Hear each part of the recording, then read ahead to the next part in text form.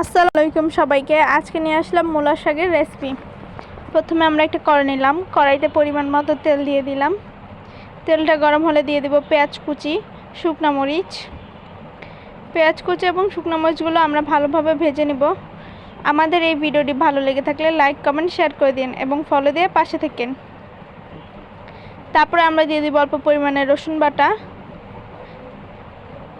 তারপরে খুন্তির সাহায্যে ভালোভাবে নাড়াচাড়া করে নিব। তারপর দিয়ে দিলাম পরিমাণ মতো লবণ, হালকা কালার আসার জন্য দিয়ে দিলাম পরিমাণ মতো হলুদের গুঁড়ো। তারপরে আমরা মূলা শাকটা দিয়ে দিব। আমাদের এই ভিডিওটি কেমন লেগেছে কমেন্টে কিন্তু জানাবেন।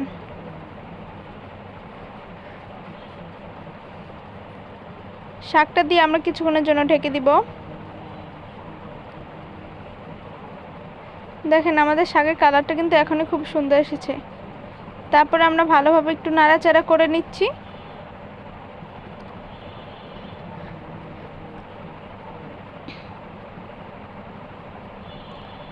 আমাদের শাকটা আবার ঢেকে দিব। কিছুক্ষণের মধ্যে শাকটা হয়ে যাবে। আমাদের শাকের ফাইনাল লুক কেমন এসেছে কমেন্টে জানাবেন। আল্লাহ হাফেজ।